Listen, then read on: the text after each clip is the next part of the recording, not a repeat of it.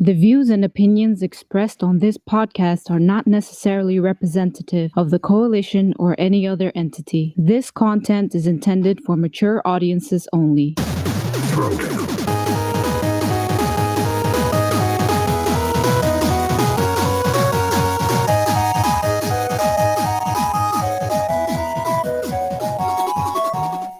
What's going on, people? Welcome to Throwdown, episode 155.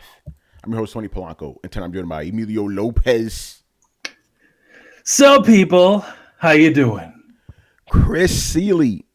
Hey, what's up, everyone? Carlos Romero. Cuphead, man. Brian Manjoma. Hey, people. Hey, people. Brett Murdoch. God damn, Mike. And the Throwdown crickets.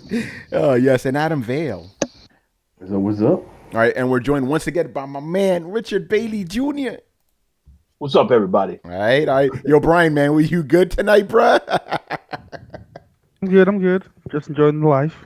You know, man. Oh, God. All right. Hope everybody's having a good night. As usual, I forgot to bring up my show notes. So, Manny, what's up with those glasses, man? I'm vamping a little bit. Gotta let it die. Yeah. Actually, I'm gonna move this up to the top of the queue. Yo, Chris, man, you bought something, man. Something that people will be shocked that you bought. What did you purchase, man? I got a Nintendo Switch recently. Dun dun dun. Well, I'm gonna be like Joaquin Phoenix from Science, like. All right, so what spurred? I mean, here's the thing: people don't seem to understand. You said you would buy this shit eventually. Yeah, you know? I said I'd buy it if I found it, and I found it. I went into Target, and I actually was looking for an SNES Classic because a buddy of mine told, "Oh, they're around. You just look for them." So I was in Target for something else, and I was like, "Let me go in the electronics," and I asked for a SNES Classic. They're like, "Ha, no." And all right, fine. And I was looking in the game section. Get to the Nintendo section, which is usually empty. There's usually nothing in that case where they would have the systems and stuff, maybe like one or two 3DSs. That's usually what they have. And it was filled with Switches. So I was like, oh shit, let me get one of these. So I picked it up. I picked it up with Zelda, and I got a Pro Controller. And my wife's loving it. She's pretty much playing it, constantly. I'm still playing GTA 5 because I got to play Zelda for like an hour or two. But it's Zelda is nice. Like I said that from E3 2016, I thought Zelda was great. So now being able to play it at home is cool. And I have to try out other stuff. But so far, it's Zelda is a good game, and I'm liking it. I can hold it comfortably in my hands. I have big hands, so to me, it's not awkward. But I can't hold on to handhelds too long, like even the Vita, and that's a little more ergonomic. The 3DS I can hold for like 10 minutes and my hand want to cry, and I can hold the Vita for a little longer. So this I can hold a little longer and it's okay. But I haven't hooked up to the TV yet to use the Pro Controller, but that feels comfortable. It feels good. So yeah, if you want to play, for real, you got to use that Pro Controller, man. Yeah. I ordered a screen protector. My wife ordered off Amazon, so I waited for that before. I don't trust the dock, so when I put the screen protector on, then I can use the dock and then put on the TV. Yeah, and what about the SD card? I'm pretty sure you bought that too, right? I ordered one. I just ordered a cheapy one off Amazon. I'm still waiting for it. Oh shit! So all I'm playing now is Zelda. I got the cartridge, so space will be an issue if I don't get that thing. So yeah. Yeah, dude, for real. that thing don't have nothing, but. There you go. But now, my Good question. timing. Yeah, Brett, what's your thoughts on this, man? On Chris having a Switch? I'm being such a troll right now, man. I think, as I was kind of saying before, I think a lot of people are gonna be like, "Oh my God, Chris bought a Switch!" Like, yeah, Chris is critical of Nintendo as a company, as well he should be, as well all of us should be. I mean, I think we've learned that we stop paying attention and we start getting taken advantage of. That being said, like he said, he's never really said he wasn't going to get a Switch. There were times where, yeah, like you can doubt the possibility of success on something. I think that actually says more. The fact that Chris is willing to be like, yeah, I'm not sure if this thing's going to last for a couple of years, but I'm willing to pick it up and give it a chance, speaks to his ability to be proven wrong by being given new information. And as soon as I say proven wrong, I hear fanboys out there like clutching their pearls. Like, I don't think this is an instance of Chris being proven wrong. I just think this is an instance of Chris being open to new information that might or might not change his point of view. And his point of view was that he's going to enjoy the shit out of Zelda. So really nothing's changed. Yeah, pretty much, but people like to spin their narratives and all that, Yeah, I'm just getting in front of that bus. Like, there's no narrative here. He's just done this thing he said he was going to do, and it'll be interesting to hear his feedback. And when he does give us his feedback, like, please, everybody out there, remember that he is smart enough to distinguish his personal review of the Switch from his personal opinions with Nintendo, but he can hold both of them at the same time. That may be kind of complicated for some people. But it's entirely a possibility. Yeah, it's fractured off. So, like I said, Zelda looks great. I played it. I died like a zillion times. Or I think I might have died as much as in Cuphead as I did in Zelda, just doing crazy things. But it's fun. It's like, okay, I ate spicy pepper. Can I swim in this cold water? No. Okay, that I found that out. Like, you just experiment, but it's still a fun game. It's still beautiful. I said that before when I played at E3, and I still feel the same way. So that's consistent. I said Zelda was a great game.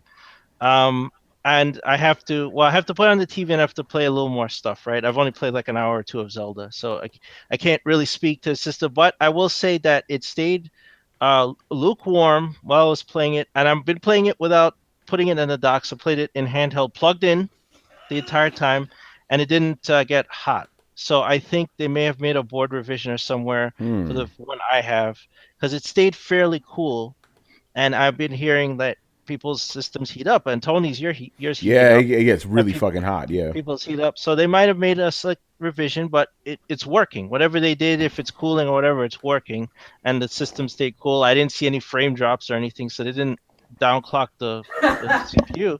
They must have did something to the cooling or something. I don't know.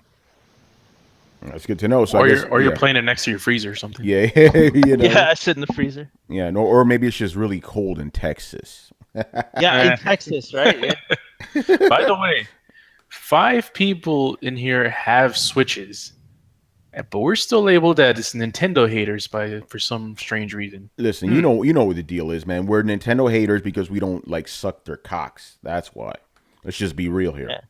And look, guys, I could say like so far I'm happy with the purchase, right? And I said I would get one if I could find one. I found it and I got it, right? So that also is consistent. Now I can go and say like I think the Nintendo Creators Club is bullshit for not allowing live streams, right? That has nothing to do with the system. You're a fucking hater. You're a fucking hater. Yeah, see, that has to do with their policies as a company. That's a shitty policy. It's still a good system, but that policy is shit, right? Do you understand? These are two different things. Oh, man. No, right. Chris, you're supposed to love everything Nintendo does because you have a Nintendo in your hand. And nostalgia dictates that every single thing that Nintendo does is right. Yeah, all right, man. Let's quickly move on here. We're still a couple of things before we actually start. I want to give a shout out to Fat Mike Live and BLK Lout 5C, our newest Twitch followers, and also Defense Sand and Dark Dragon Flame are Mixer followers. Now, the reason I'm giving them a special shout out is because their names popped up on our latest streams, but I wasn't able to catch them right away because I don't have another monitor here. So, Carlos, since I know you have another monitor, if you see anybody's name pop up, just make sure to shout them out at the end of the show, all right? Will do. Awesome. All right. And the last thing, I'm just being real right now. Fuck YouTube, man, with this demonetization bullshit. And it's so inconsistent, it's like some of our videos get flagged, some don't, then they remonetize some of our shit for no apparent reason. It's just annoying, but yeah, it's just whatever the algorithm is doing, and then there's no explanation as to what it does, why it does what it does.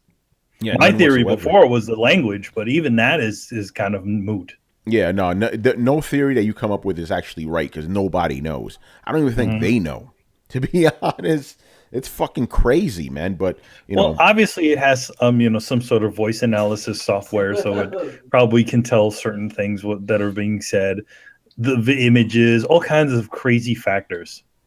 Yeah, who knows? So, Again, it's just the best guess. Who knows? I mean, to be honest, okay, if you're gonna start demonetizing people because the content is not, what do they call it? What was the term that you used? Oh, not ad friendly. Yeah. Not ad friendly. Yeah. You know what? How about you give something that tell us what is freaking ad friendly? If it's the language, then say it's language. The thing that that's all that needs to be said. I mean, and the number two, it's like, okay, if we're talking about language and violence and immature bullshit that gameplay that's being shown on here, then why isn't there an age gate?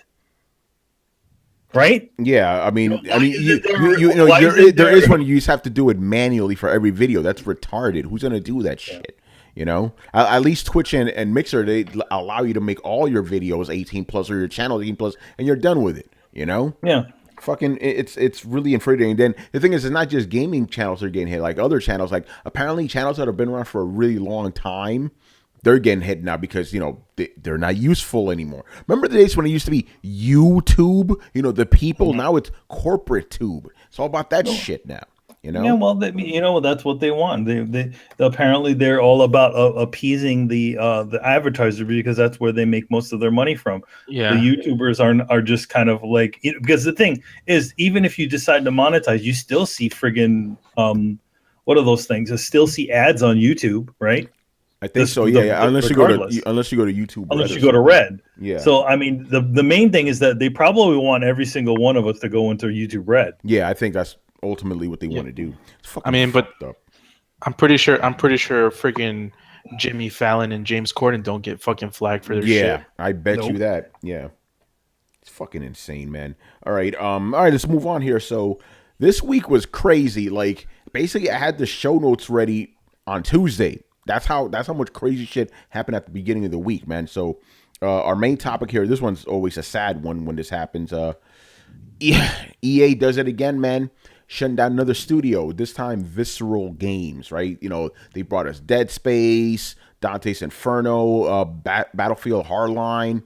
I think they did, one of these other games, but they did a bunch of shit. They were working on a new Star Wars game with Amy Hennig as the director.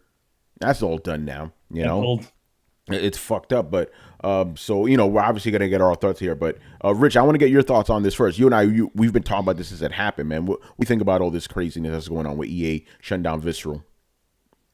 Oh, I think this is absolutely horrible. I know right now Amy Hennig, she was looking forward to working on this game because she's also a Star Wars fan. So right now, based on the statement I read, they don't even know.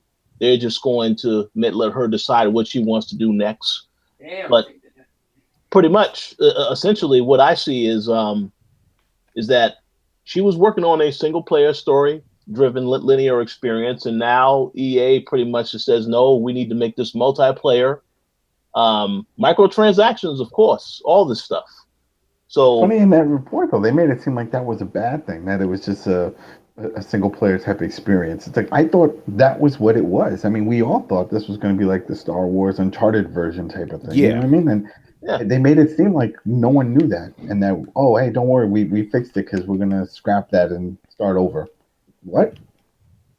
Yeah, because they saw, oh, look at Destiny 2 was popular. They saw all these other games that were popular, so they decided, well, we need to make this other Star Wars game similar to these other games. That would be what my interpretation is, but I have to say, I'm not surprised. EA has had a horrible track record. Saw what happened with Titanfall 2 last year, and whoever made that decision to launch that game when they launched it, and then the fact that it didn't sell well, you can't be surprised about that. And then, of course, Mass Effect Andromeda this year. So they are on the ball with all of the bad things they are doing to these other studios. But the thing is, the thing about these, all these games were like single player sorts of games, right? But the same thing is that, for Titanfall, they already burned their bridge on the first game, so that's why nobody gave a shit about the second one. So you're only as good as no, it doesn't. So there are very few occasions where there's a shitty game, or not a shitty game, but not such a well received game, and then the sequel's better, and the sequel does better. Usually, it's even worse. Well, the Titanfall 2 reviewed better than the first one. It reviewed better, but I mean, it got better ratings and stuff like that. But the thing is, at the same time, they had a game that was unpopular with people in the original one. So how are you, to be honest, they should have probably let that one sit for a little while and then came back in again.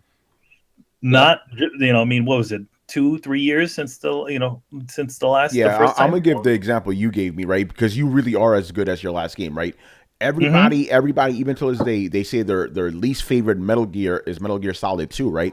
Metal Gear Solid 2 is one of the best-selling Metal Gear games of all time. You know why? Because everybody loved the first one. Now, Metal Gear Solid 3, one of the most beloved Metal Gear games of all time, it actually didn't sell that well. You know why? Because everybody hated the second one. So you're only as good as they were reluctant to play 3. Yeah, exactly. So that happens, so that's what happened with Titanfall. People like the game is better, right? But since everybody had a bad taste in their mouth from the first one, no one's playing this shit again, But anyway, going back to this whole thing again, this led to a whole conversation on, on Twitter and stuff about how, it's like, oh, these companies just don't give a fuck about single player games anymore. They just want the multiplayer stuff. That's partly true, partly isn't, because we've seen a lot of single player games this year, but obviously companies know, hey, you want the big shit, you want the big money, you got to go for the multiplayer shit, yeah, it's always, because the single player thing is usually a pretty big investment, but the thing is that you can make one of those multiplayer games and consistently just put out one of those multiplayer games. Don't need any story. Don't need anything, and you just have that out there, and just keep upgrading it every 2 or 3 months. That doesn't cost nearly as much as it does to make one of those single player super big experiences. Yeah, so that's what they're looking at. They're looking at like, okay, well, it doesn't take that long to make so and so multiplayer experience game, right?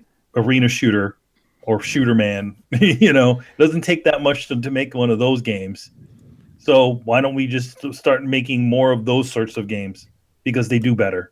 You know what I just thought about right now? Like multiplayer games, like multiplayer only games, are like the reality TV show of video games. Very cheap to produce, but they bring in a lot of money.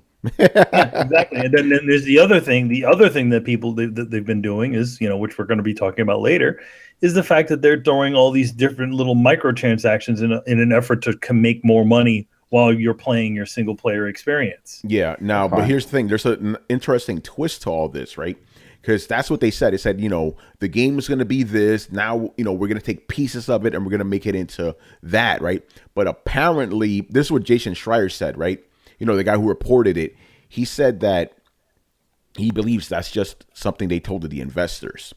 That apparently the game was actually in really trouble, like had a troubled production, and EA was like, you know what, fuck this shit, we're killing it, so that may be going on too, and they just told the investors that because they would like to hear that. Oh yeah, they're gonna make a multiplayer, that's great, so who knows, maybe the thing was a troubled production, Well, I mean, they said the last Uncharted game had a troubled production too, and I don't want to start pointing fingers, but maybe Amy Hennig is not a director.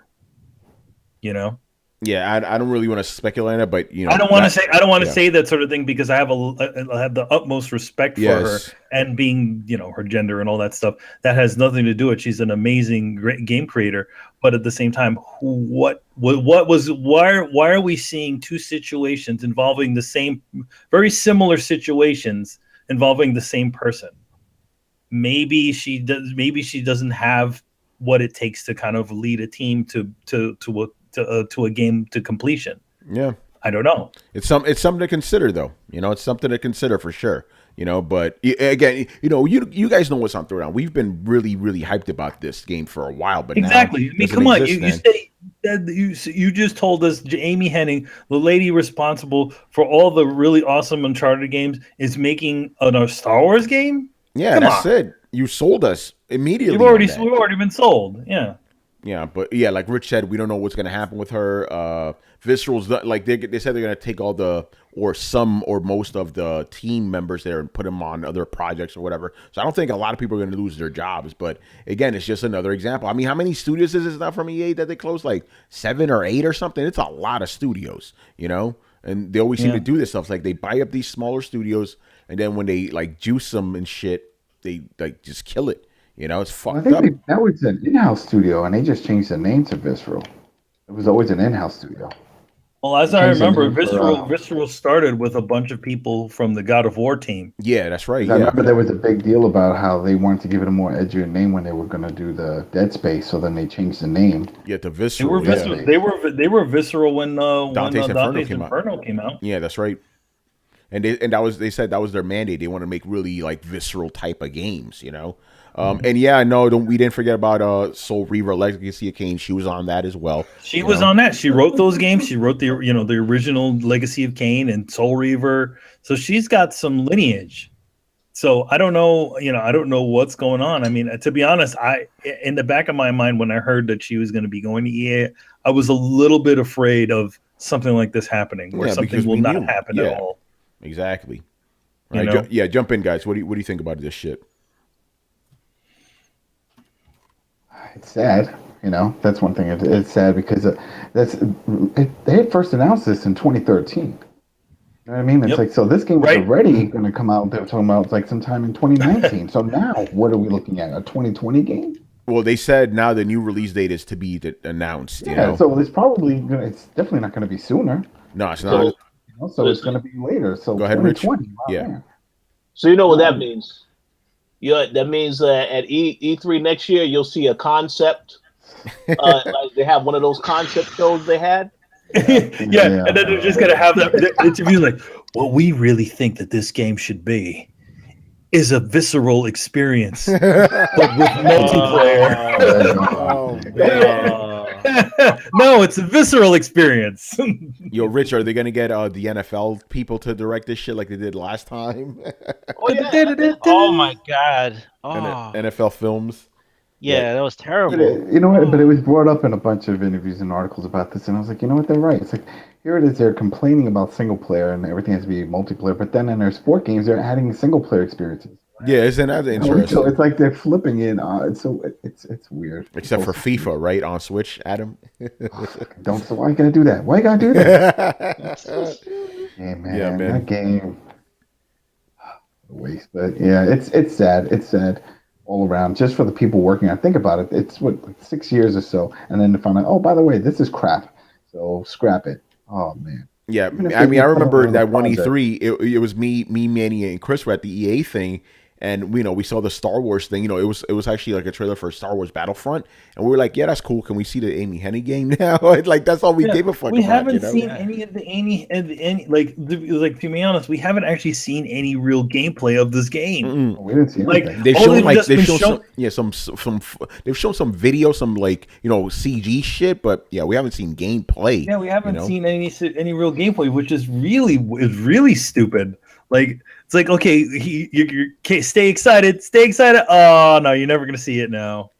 And now my thing is like, okay, if they're really focusing more on multiplayer game, which is kind of EA's new mandate now, we're never going to see Star Wars 13 in any incarnation now, man. To be honest, I mean, is that just the fate of Star Wars single player games? Just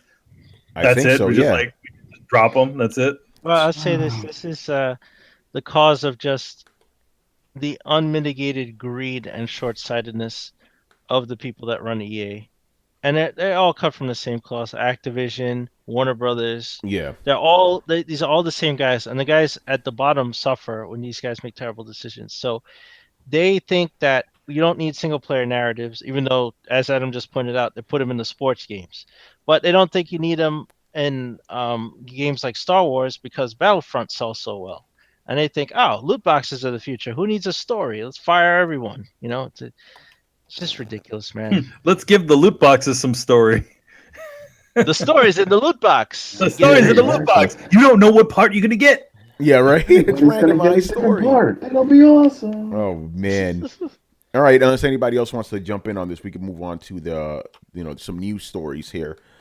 This one's, Manny already kind of mentioned it. This shit is crazy, right? And this is one of those things where it dropped at like 6 p.m., right? Because they didn't want people to know about this. So basically, Activision 2 years ago, they filed a patent for a system, right, that would basically like manipulate game matches to encourage players to spend money on microtransactions, right? Examples. It would put a lower tier player, right, in the same group as a higher tier player. So the lower tier player would look at the higher tier player, look at his equipment, look at his guns, gear and all this stuff, and be like, I think I want to buy that shit, right? And let's say, for the sake of argument, actually, no, this is actually part of it too. They buy, the algorithm notices that they use like assault rifles a lot, right? So it'll put them in a match with a higher tier player that uses a lot of assault rifles. Then they'll be like, I want to buy that assault rifle. So they buy the assault rifle. And then after that, they get tossed onto a map where assault rifles are actually really beneficial, right? So it's all this shit going on behind the scenes. So they filed this in 2015 and it was approved on Tuesday, right? Obviously, everybody went crazy over this, and Activision sounds great. Yeah, and then Activision first, they came out and like, oh no, this was just a thing that our R&D team put out there. We haven't actually implemented it. It's like, yeah, of course you haven't implemented it because you just got the shit approved 2 days ago, Yeah. So and then they were like, oh, quick to say this is not in Destiny. This is not in Destiny. So yeah, people, we're seeing this as kind of it's not in Destiny, but who's to say it might eventually be in Destiny? Yeah, because they don't. Yeah. Half the time they don't tell you what the fuck they add into those stupid updates. They could have passed it in right now. We don't know. They could just pass it in right now, but new skins and new matchmaking. Bam. Yeah. And also the algorithm would do things like if they see what weapons are being sold the most, they'll throw those up at the top in the shop. It's like, oh, this is this week's highest weapon, and people might be like, hey, I want to buy that. Crazy shit like that. It also did some not nefarious things like balance out AI, shit like that. But yeah, pretty shitty. And then like Manny and I were talking about this. Okay. Activision kind of got caught with their pants down, even though it's in a patent, everybody can see it. Who's to say other companies can't look at them like, oh shit, exactly, that's a good idea. Just because this one was found out, who's to say that who's to say that some other company like EA or some other companies say, that's a good idea. Exactly. Right. I still don't see the problem. I mean, this is exactly what people want. Because this gives that option of like, wow, if they can make money this way, then we don't have to deal with all the other shit that people would complain about, like the loot boxes and stuff. It's like, what do you want? Either that or just raise the price of the games. All these are just workarounds so they don't have to raise the price. Because right now, we all know it's taking a lot more money to make these games. It's been since 2006 that we've had the $60 price. It's like, it really should have gone up. But it hasn't, so they have to come up with some way. And yeah, you see these weapons and stuff. You know what? A lot of people are going to like that because some people don't even know. I know a lot of casuals, especially when it comes to Call of Duty, that only play shooters, and they don't go looking in the store and stuff. But if they see the kill cams, I'm like, yo, that guy just coming some crazy. What is that? They will go look, and then it'll work out. They get something that they want out of it, as opposed to just buying a season pass, getting a bunch of shit they don't want, they're never going to use. So Yo, Adam, I think it works out. Imagine when you're during the kill cam, someone kills you with a weapon you don't have, and then the game just advertises it to you during the kill cam. That would be different. The way they're describing it is that they're showing you the weapon and the name of it, so that way you can go into the store and take a look at yourself. And I don't see anything wrong with that. And I think that, and what the whole thing with you said with the balancing and stuff, how many people do we know right now don't jump into those games, those shooters, when it's already been out for a while because they're like, yo, I'm just gonna get killed. There's no point. Well, the thing is that number one, if you think about, if you listen to what the algorithm does, it puts a bunch of newbies in a room with a bunch of experienced players. Yeah, that's already fucked up. Yeah, think about it like this, right? Basically, the newbies will get fucked up and they'll be like, "I want to get better. I want what those guys want." Because isn't it supposed like it matches like level 1 guys with level 1 guys, level 20 guys with level 20 guys. It betrays the whole spirit of that. In other words, it's not even thinking about skill. It's just thinking about what people have. So it's like, hey, you're a new guy who doesn't have anything. You put him in a room with a guy who kills you after 2 seconds, and they're using that. I think that's different parts because there was another reference to that when it was talking about snipers, and they were like, "Oh, if it's someone likes to use snipers and that's what they do, they'll pair them up with other good snipers, and then they can just match Adam, back and they pair them forth up and with see what better they have." snipers. Better snipers. They Well, specifically better said snipers that. or ones that have better weapons. Yeah, Doesn't mean that they're very good, because that's the thing. They're turning away from the whole kill death ratio. It's all about the weapons now, because that's what they're trying to sell.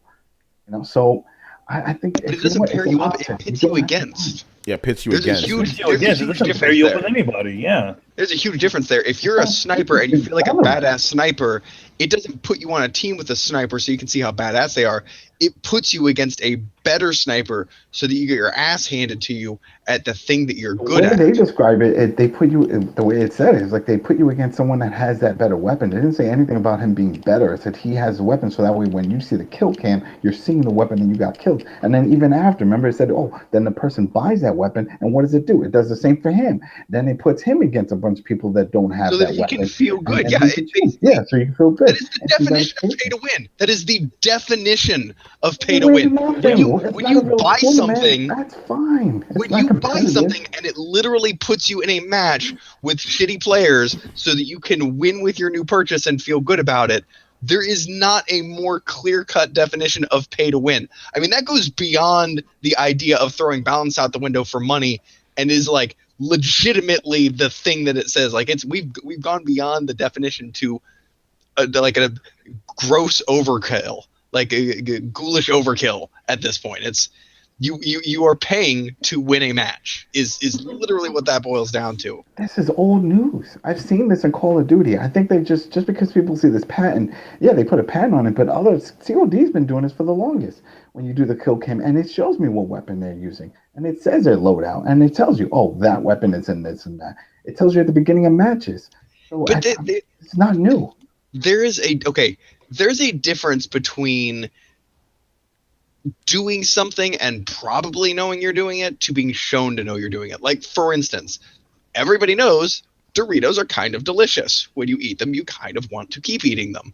But then you find out they scientifically engineered the exact recipe of the formula to be less tasty on the back end than it is on the front end and have like a higher sodium. So like it literally triggers the brain into being like, this is delicious. This is not so good. I don't want this anymore. I want another one. This is delicious. This is not so good.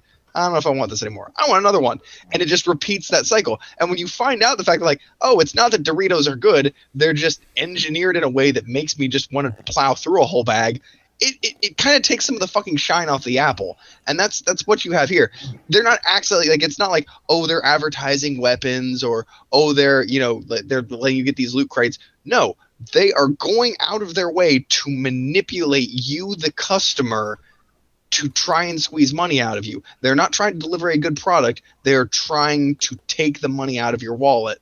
Either way they're trying to do it, whether they do season passes or they do add-ons and DLC, or they do the loot box. That's the problem. To assume that every game is just out there to try and pull money out of your pocket is a flawed way of thinking. Some games want to make a good experience and actually sell copies. They're not focused on just the microtransactions. And to normalize it that way by saying like, oh, well, some games do it this way and some games do it this way. No, some games don't do it at all. And the danger of us normalizing this is that it's just going to become a common occurrence. I mean, that's the entire problem why we've gotten down this road, is we've just been slowly bit by bit being like, well, I guess this is the world we live in now.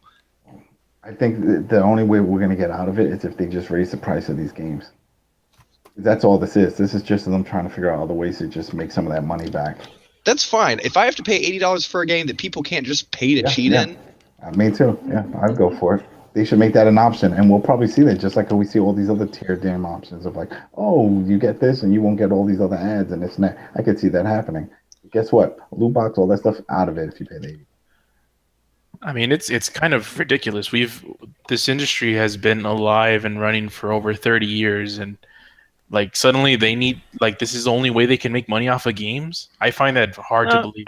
Games shouldn't be $60. I don't agree that even though the prices stayed level, that for some reason they need more money to accumulate. No, like I said, it's unmitigated greed. These executives are just taking more and more of a cut, and they just want to generate more and more revenue so they could take more. manufacturing, game development, whatever has gotten cheaper. They use the same damn engine. There's everything with EA is like Frostbite. Everything's got to be a Frostbite. Okay, so you don't have engine development anymore. You have a canned solution that you use for everything. So you don't need to worry about that.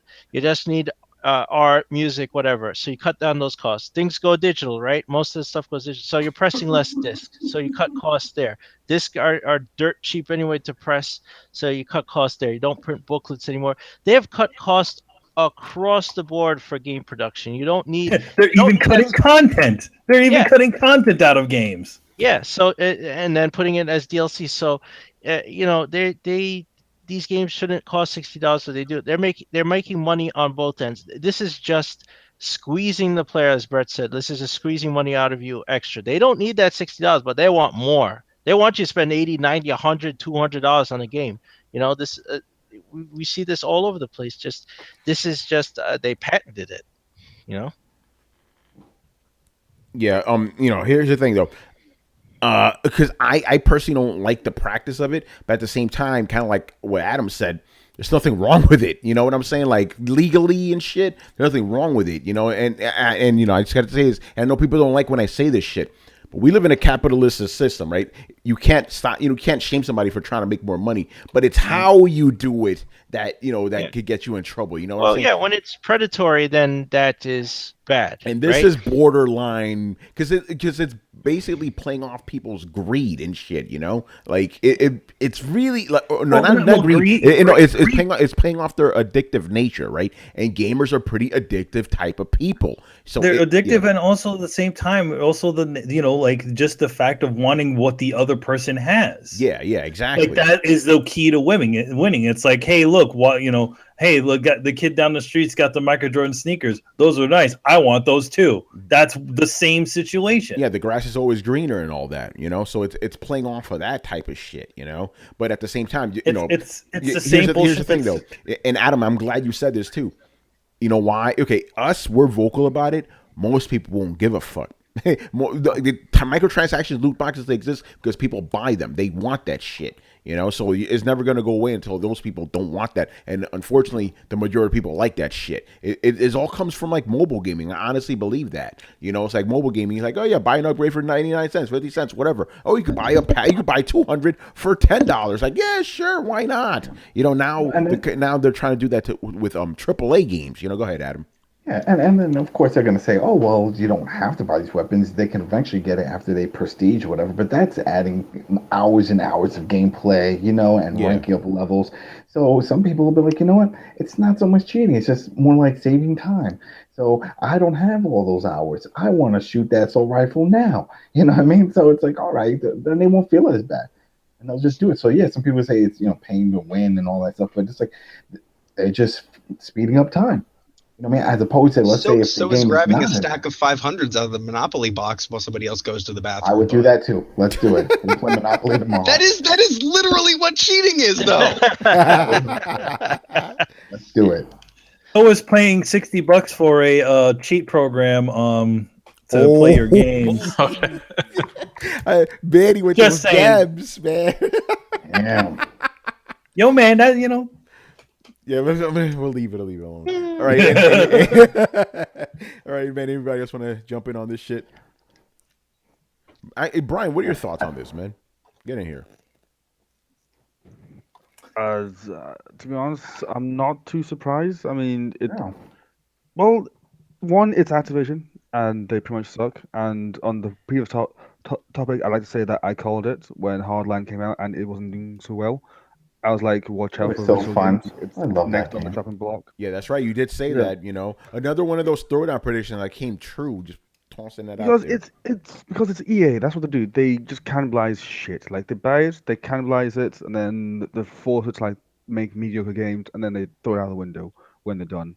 Like, don't be afraid if Bioware goes the same way in about 2 or 3 years. Oh my god, man, yo, I wouldn't be surprised. I wouldn't be surprised if Anthem bombs. Yeah, if Anthem bombs, I said Bioware's done. That's it. If Bioware goes down, they'll be more of a shit list than Konami is right now. Oh, man, this shit is getting real right now, man. But in terms of the whole Activision patent thing, It's something that I've seen a lot in free-to-play games, in that they want that type of model for the exact reasons that, like you guys have outlined, which is like some guys will come in, they'll see like the big people with like the big guns, the flashy stuff, and then they're like, oh, cool, I want that. Oh, the only way to get that is to pay some cash. Okay, cool, I'll pay some cash. Like it's stuff that I've seen happen in pretty much every single free to play game. In that you always get that one guy who has like dropped so much cash on everything. So I'm not surprised that Activision want to borrow this model because it works, but at the same time, it's fucking terrible how they have to do that. Like, I was thinking about that a few seconds ago, because even with Ghost Recon Wildlands, right? So I got a few packs, and one of them had like a World War II helmet. I'm running around with a bomber jacket and a cigar, and I had tons of people ask me, "Where'd you get that? Where'd you get that? You have a smoking cigar? Where'd you get the hat?" And all that. And I told them it was one of the packs and stuff, and they went out and got it. So I mean, it's always been there. It's just now we're just seeing it.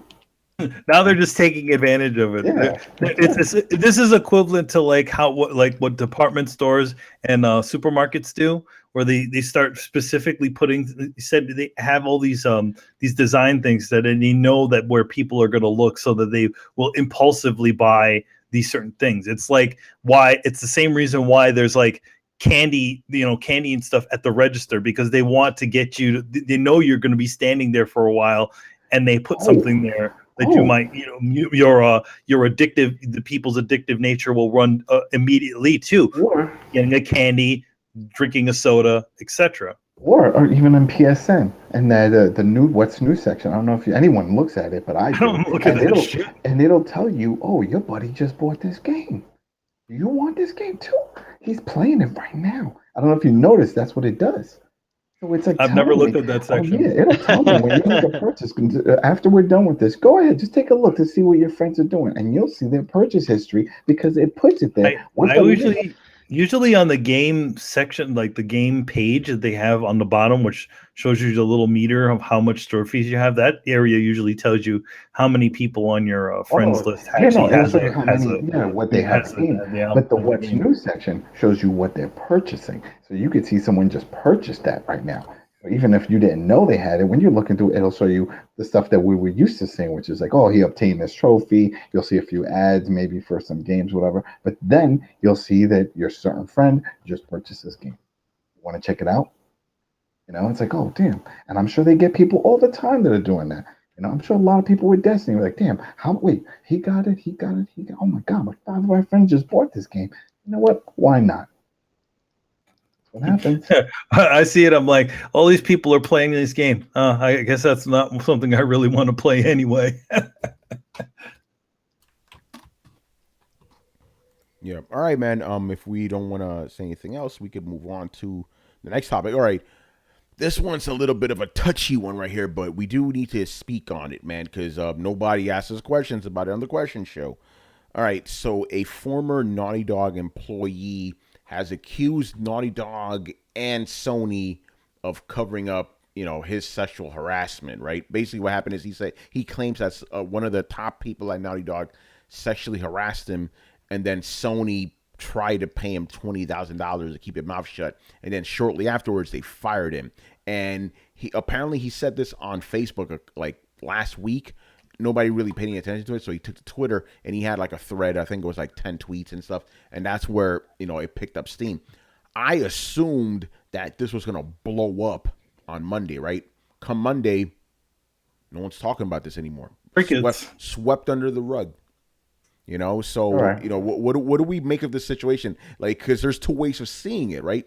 Either what he said, all that he said is true, or he's lying, right? He claims that he was inspired by, like, for example, Terry Crews came out. He said that he was sexually harassed and stuff because, he all that shit with Harvey Weinstein has made a lot of people come out to speak up about their, how they've been harassed and stuff. So this guy was like, he's seen a bunch of this stuff and he was inspired. Rose McGowan, remember that? Yeah. That was crazy. They actually blocked her account. But we're not talking about Rose McGowan, but you're right about that. So basically all this stuff's happening. So it's like, okay, either he's telling the truth or he's being opportunistic. I don't know what to make of this shit. And nobody has done any follow-up reports on it. Kotaku did a pretty extensive report, but there's really nothing to say here. Obviously, there's something else I want to talk about with the whole fanboy thing because fanboys just went in on it. It was fucking ridiculous. But let's talk about the actual thing that he said. Well, what do you make of it, man? Well, the thing is, to be honest, the world is not fucking perfect. There are people out there, hasn't happened to me, but I've had, I've heard of people on the job in general places having these sorts of issues. Now, the thing is, a lot of times you tend to, when these sorts of things, especially when you're accusing a person who is a higher up at a company, despite the fact that, they say that HR says that they're on your side, a lot of times what happens is you become a liability. Yeah. And if you're starting to say something about somebody who's a very high up person, they're more willing to get rid of you than they are to reprimand that person because they make the company more money than you will because you're just a cog. So I don't see that. I don't see it's a kind of an odd situation because I don't feel like that this person is doing anything vindictive. I mean, if you look him up, he's got quite the, resume. So what happened? Why would this person feel the need to lie about something when they've had a lucrative career in video games for so many years? Yeah. Well, the key point is that they offered to give him like $10,000 to shut up and leave. $20,000, yeah. $20,000. Yeah, so, he said no. Which means it sounds like if they're doing $20,000, that's a drop in the hat for them for just shut up money. So yeah, I feel like he must have had proof. He must have had some serious proof. He must have had something. He must have had some sort of proof. He obviously didn't take the money because if he did take the money, he wouldn't be allowed to say this. Otherwise, nope. He would have had to sign a gag order on that. So here's two interesting parts of it. Yeah. One part is he talked about a lead in Naughty Dog, but never named the lead. So that's one thing that just made me think, why didn't he's coming out with these things and he didn't mention the person or the perpetrator of this crime, Yeah. So I'm that's really curious why that didn't happen. And well, I feel like in general, Terry Crews didn't say who molested him. Yeah. A lot of the other people who have been coming out haven't been saying. They just said someone did this. Right, but he said he was as specific as to say a lead from Naughty Dog. So it's like but there's a lot of leads at Naughty Dog. Yeah, but at that point, it's right after because of the harassment. So, but at that point, it's a witch hunt. People are going to try to find out who it was, and so it's almost the same. It's kind of the same thing. Like it just didn't go one step further.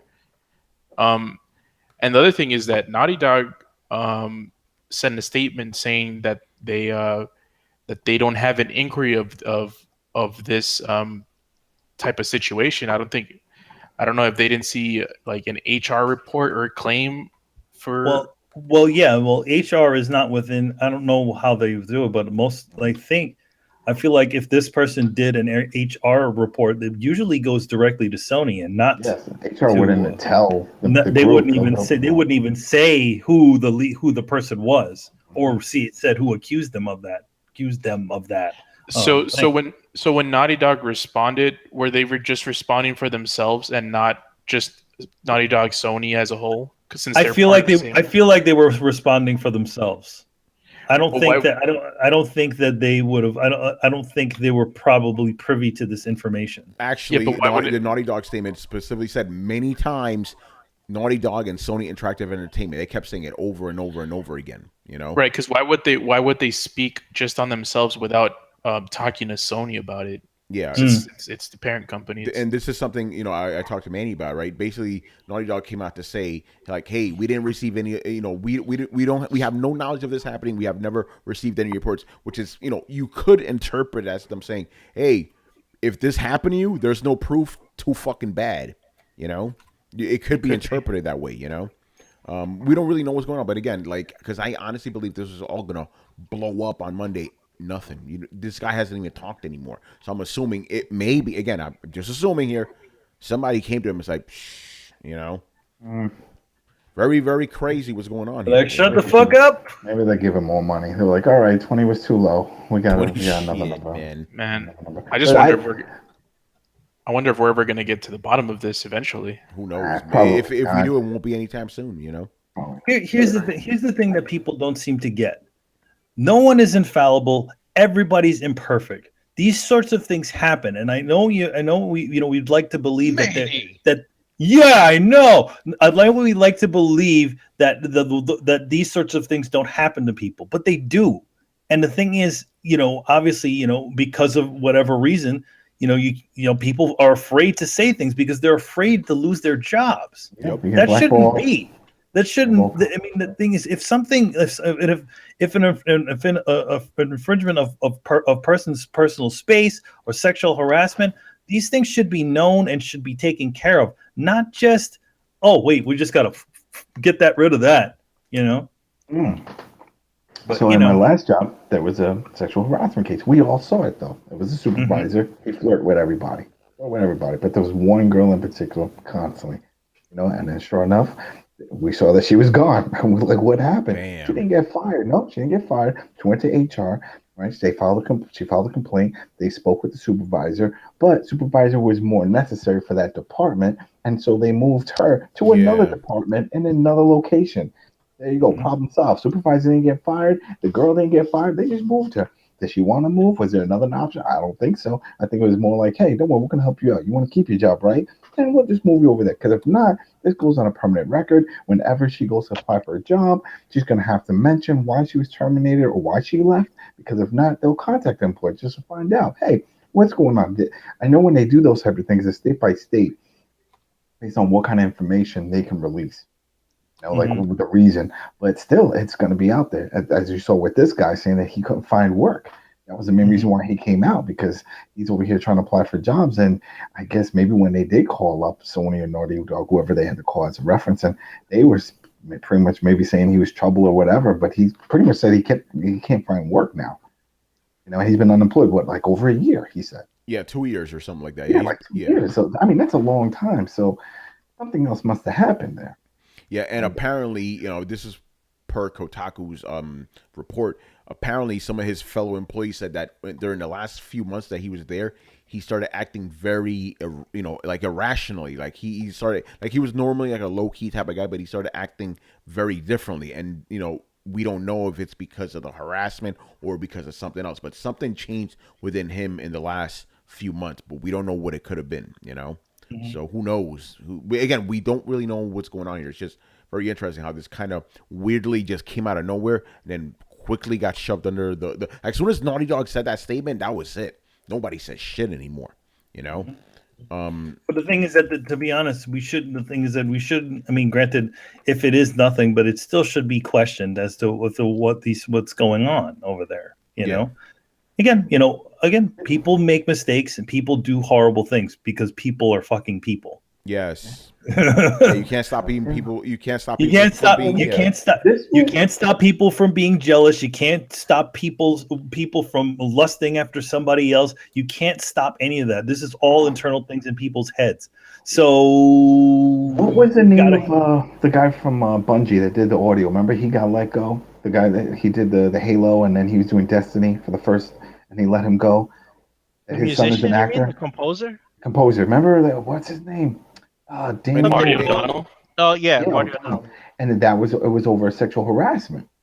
Really? That's what they had said. There was some shit that some people had filed. I didn't know that. That's crazy. Well, that's one of the things that they had said, and that's why they just wanted to just brush it off. And he was pissed about it because he was disputing it and then put in a lawsuit.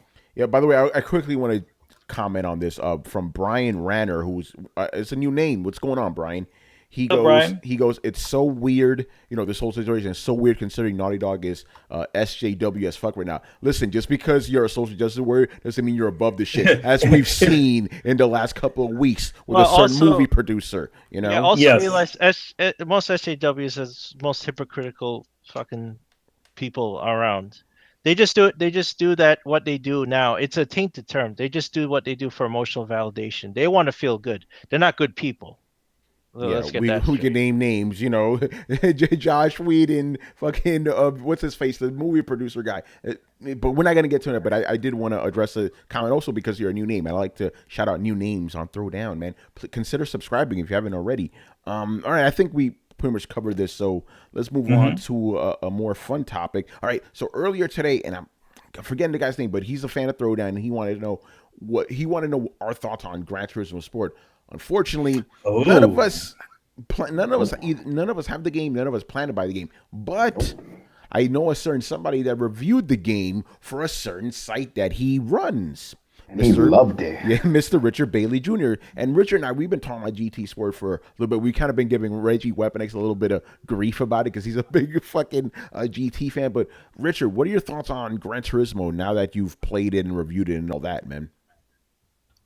All right, so let's go ahead and let's just keep it real. When you can actually play online, the game is okay. But the game is okay for that, But here's the issue. Where did I start? First and foremost, it is the online only experience most of the time because the career mode, pretty much everything that you do, whether it's career mode, whether it's buying cars, or whether it's using the photo mode, all of that stuff you have to be online to do. So if there's any issues with the servers, and I do anticipate that we already know every holiday season, usually there's a PSN and Xbox Live outage. So if anyone does get that game, I hope that they're able to play it this holiday season because I have no idea if they will be able to. But aside from the online issue, there's just not enough content in there. There's only about 160 cars, about 28 to 35 tracks. When you look at games like Forza, there's like 700 cars in Forza 7. Even Project Cars 2 has more cars in it than Gran Turismo Sport. One of my favorite Drive Club. I love Drive Club. Oh yeah, Drive Club. Yeah. Hey, that game wasn't bad. Obviously didn't have a good launch, but it got better over time. Got real good. But yeah, I mean, it's like the thing is when they announced this game, and the one thing that they kept saying was that this is the start of a new series. Well, I think that it is a start of a new Gran Turismo because it is nothing like the other Gran Turismos that came before it, and that means in terms of the content and the features. Like I said, the lack of content, the fact that it's always online to get really the most out of it. A few other things. There is no dynamic weather.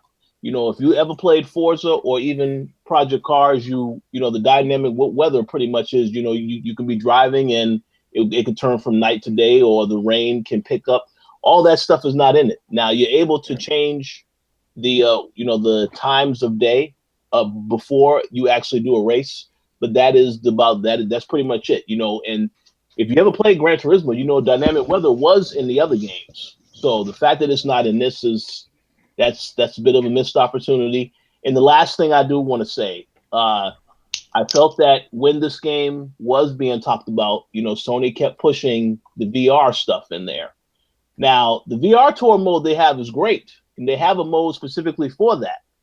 But you cannot use VR throughout the whole game in every single mode that you play. So you can't use it in campaign. You can't use it in anything else except for the mode that they've designed specifically for it. Why? Hey, that's a good question. I know that they initially said that they wanted to make it so that you could use it pretty much all throughout, but I guess they decided at the end, last minute, that maybe it was going to be too much, so they just kept it to the tour mode that they have for now. So I say that to say this, when you actually are able to get online and actually use the servers, the game is okay for what it's still a good game. I'm not going to say it's the worst racing game this year. It's not, but it's definitely, when you compare it to the competition, it's definitely lacking in a lot of areas. Now, I'm pretty sure that Adam mentioned Drive Club earlier. I'm pretty sure that they will continue to support this game similar to how they did with Drive Club, and it'll get different things, more tracks, so on and so forth. But right now at launch, if anyone was to ask me, should I spend $60 to get Gran Turismo Sport, I'm gonna tell them, I unless you really, really like a racing game, I would advise against that. Maybe you want to wait until that price drops a little bit more. But yeah, to me, it's just like they have a lot of great ideas, but it's just not enough there for me to say, oh yeah, this is something that you definitely need to pick up ASAP. All right, Rich. I gotta hold on. I gotta ask you the obvious question, bro. Yeah. Yes. You know what I'm gonna ask you? I'm getting echo, by the way. Does anybody hear that? Oh, yeah, I'm hearing echo. Okay, I'm talking. Okay, it was from Rich. Okay, obvious question. If you were to recommend a racing game to somebody this fall, Gran Turismo Sport or Forza 7? Or Mario Kart? No, not even. Need for Speed. No. It got to be a sim racing game. Out of those two, right? The big exclusives, man. Which one? It has to be a sim racer. Mario Kart's a sim. That's a sim. And my fantasy. Come on, Rich. Which one, man? And keep it 100% real. Wait, Project Card's a sim also. But it's not an exclusive. So yeah, but still.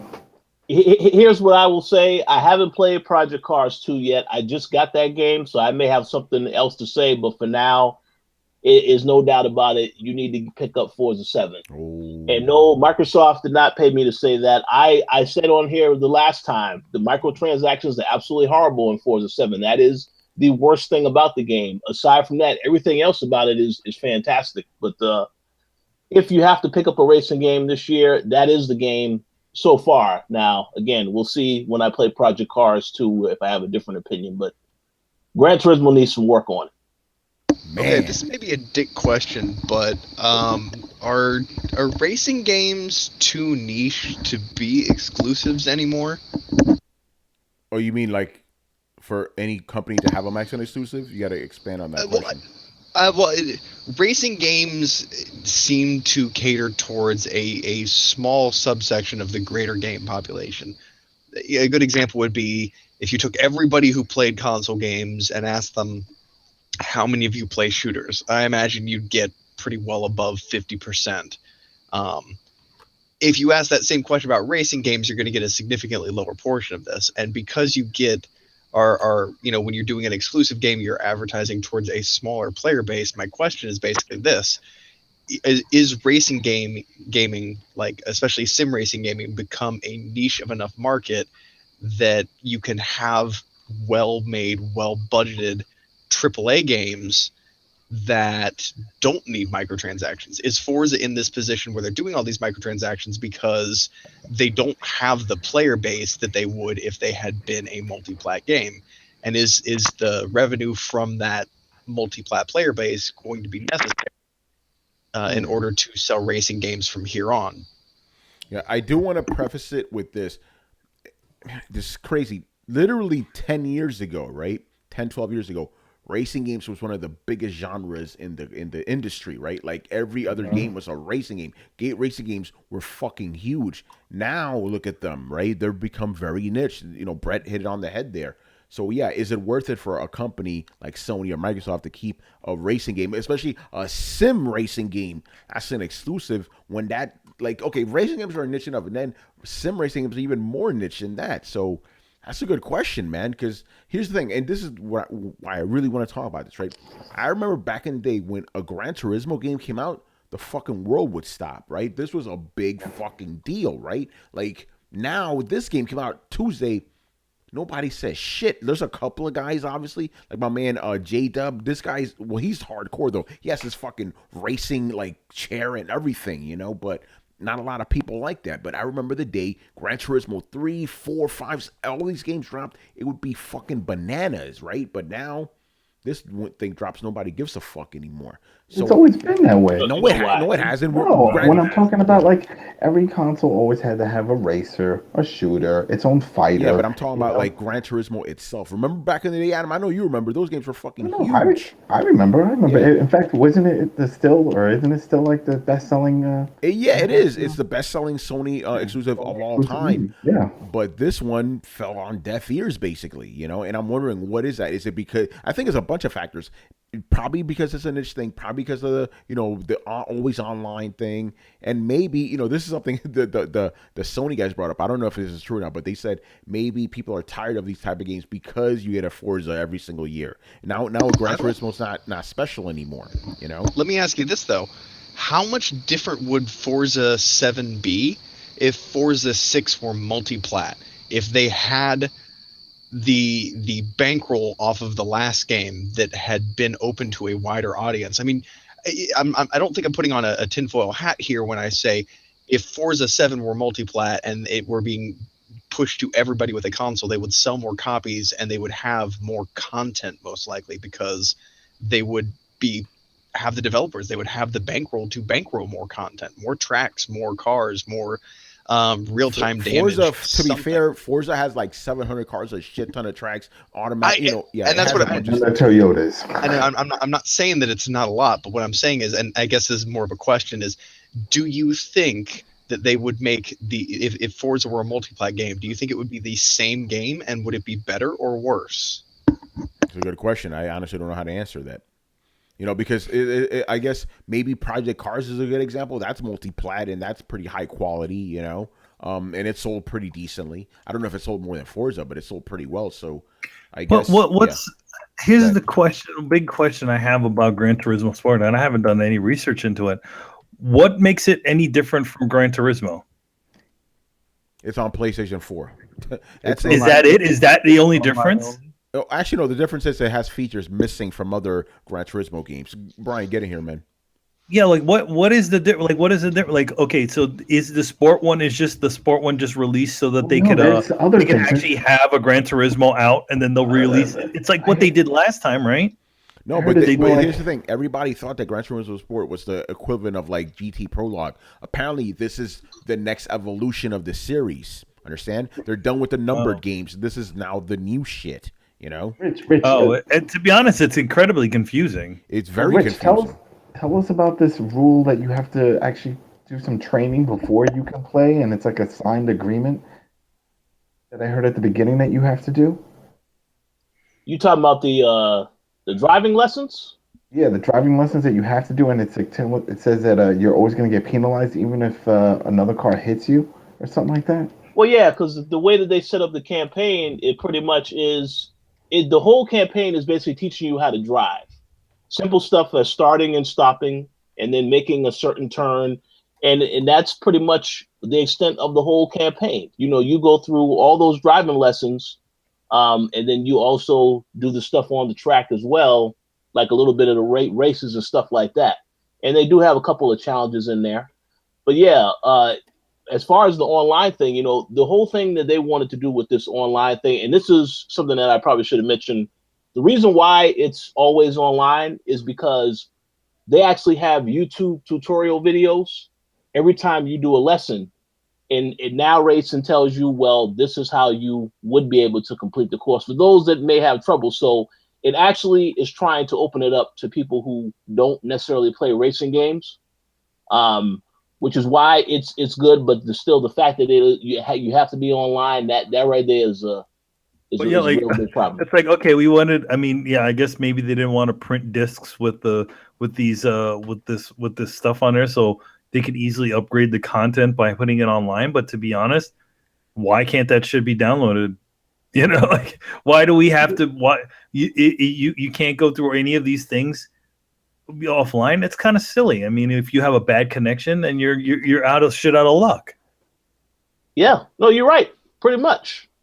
Because I mean, the game right now, when I downloaded it, was about close to 60 gigs, but still you got to be online. So I don't.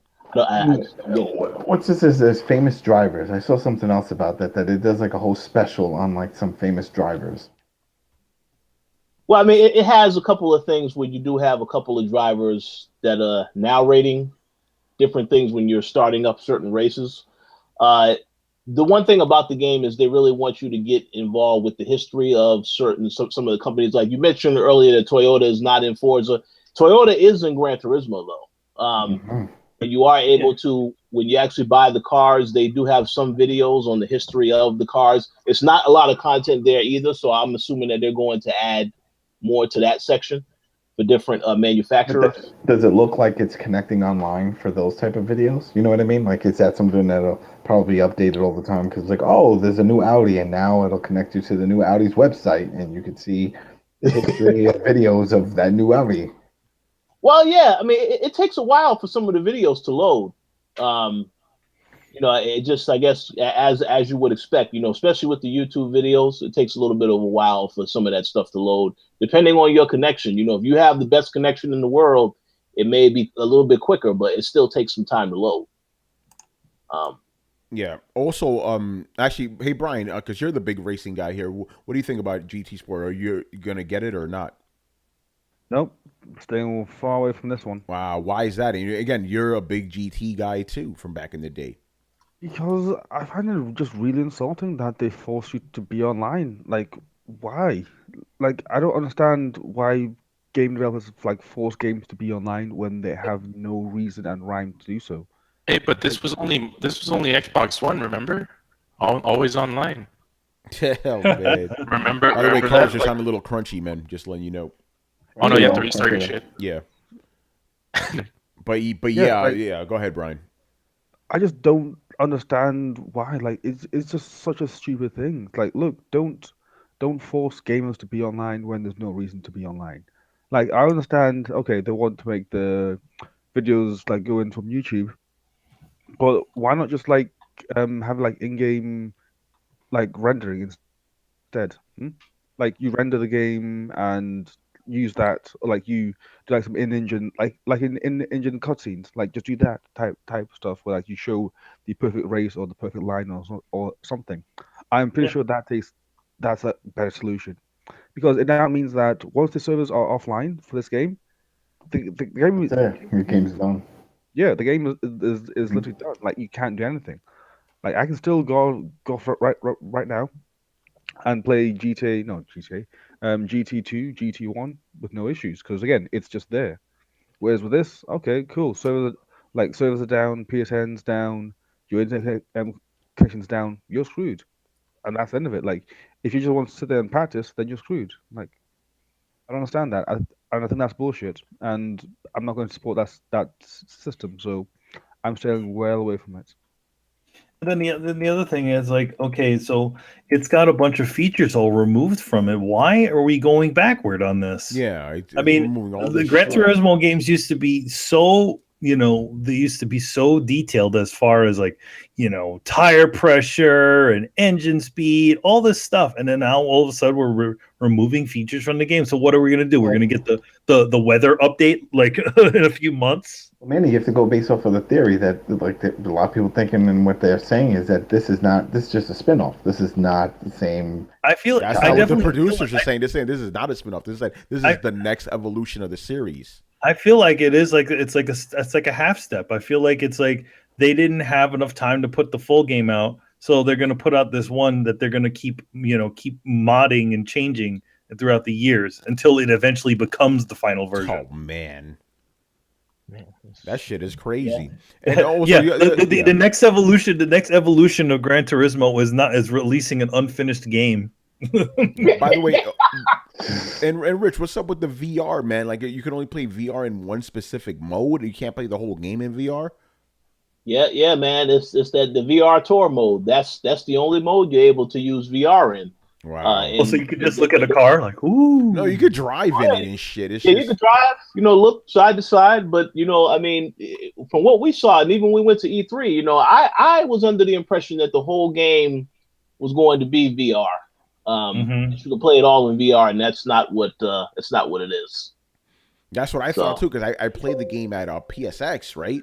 And it's funny because I had to play it twice because the first time they didn't turn the like I had the VR glass on, but I forgot to turn the actual VR on. So it's just like whatever mode and shit. And I was like, they were like, "What'd you think?" I'm like, "It was cool," but I didn't really notice it. Like, oh shit, we forgot to turn the thing on. But I thought I was assuming that was going to be the whole game, So there's another one, Again, it's just crazy because I remember Gran Turismos were always like the biggest thing out there. You're kind of like Halos. Remember when Halos came out, the world would fucking stop. Now when Halo 5 came out, it was like crickets and shit. Nobody gave a fuck. Same thing with Gran Turismo. It's the same situation. You're only as good as the last one that you had. The last Gran Turismo that everybody had in their mind, which as decent as it didn't do as well as the previous ones. Yeah, you're right about that. And people had a lot of issues with that one. What was that? I thought that one was called Sport, wasn't it? No, it wasn't. This is the first Sport one.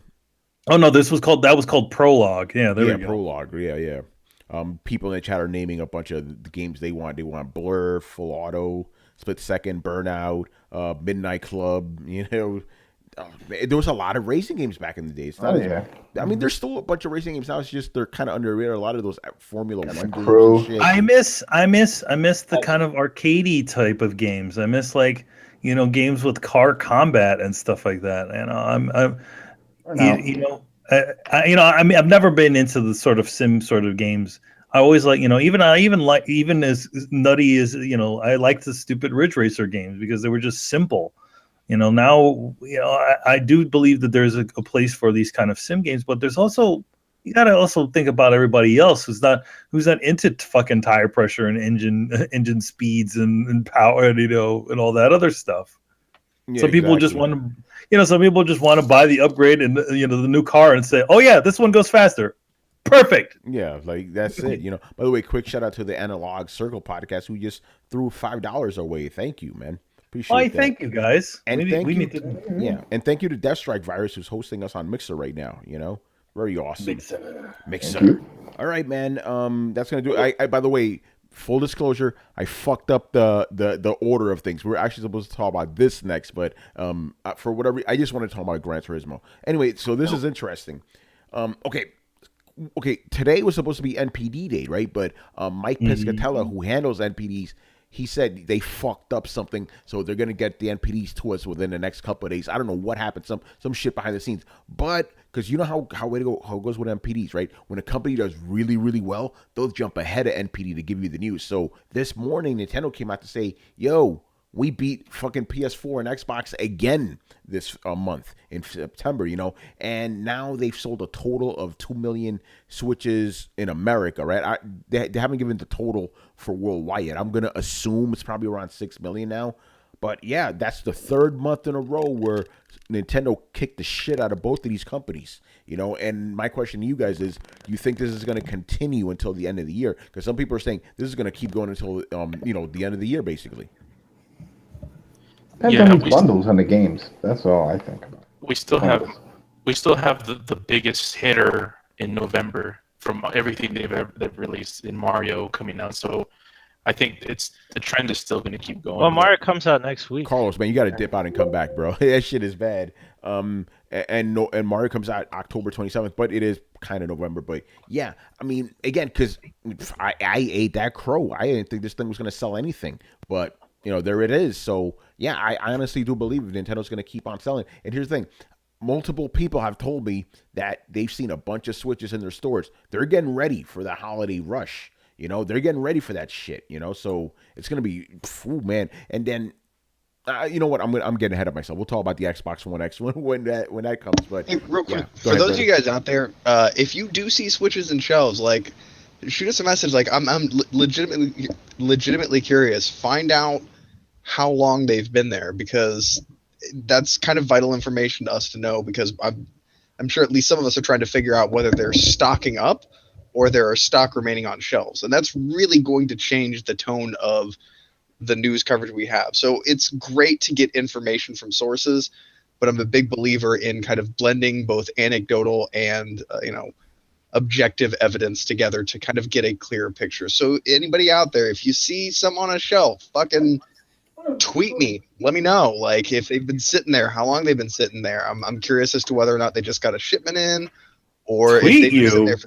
Yeah, dude, we can't even tweet you. No, but the thing, speaking about tweets, but speaking about tweets, that's how I learn about it. People are always sending me pictures of yo, Tony, this is my store. Look at this shit. And obviously, human nature, when you see all that, you're like, fuck, they're not selling any of these things, But yeah, if you see that, like Brett said, hit us up. Any one of us, it doesn't matter, right? Look down there. Our Twitters are literally down there. Hit us up, let us, and talk to the manager or whatever. It's like, yo, did you just get these in?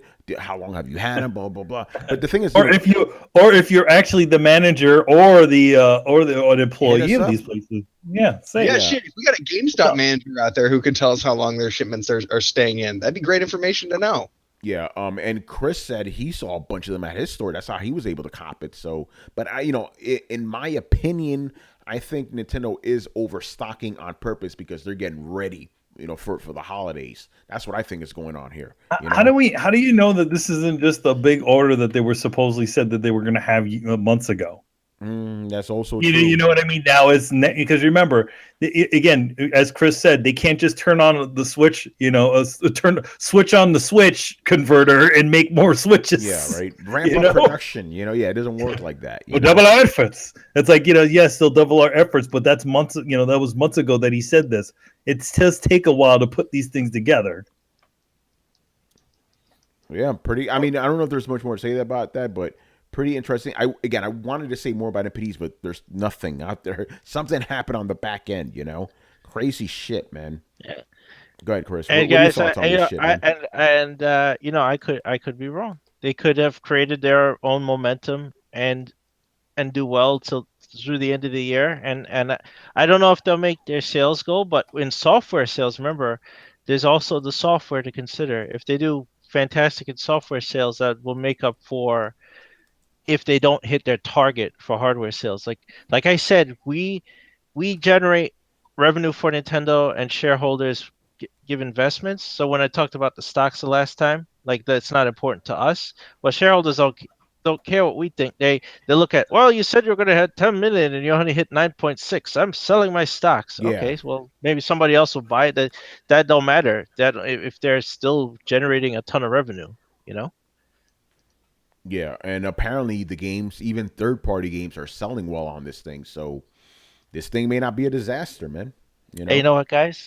I got one now, so I can enjoy it if it does do well. See how that works? Oh, playing both sides of the fence. Oh man, fucking fanboys! You're playing both sides. A lot of big third-party games come out in November, and those are not coming to Switch. There's a lot of big games not coming, so there's a lot of bundles. We'll see what happens. Yeah, but there are still a lot of third-party games coming to Switch in the fall. They're not the newest ones, but they're coming. Yeah. LA Noir's coming, Doom's coming, Switch is coming. Switch. Skyrim. Skyrim's. Wolfenstein too. Wolfenstein's coming next year though. Next year. And fucking Revelations that's coming. So Hey, they got that's a lot of third party for Nintendo, man. You gotta, even if the games are old as shit, you gotta give it up. I know. I'm just saying, it's like we know Call of Duty's coming in. It usually starts smashing everybody in the face. So yeah. Obviously, new AAAs aren't coming except for Wolfenstein, but that's next year. But the fact that they even have those says something.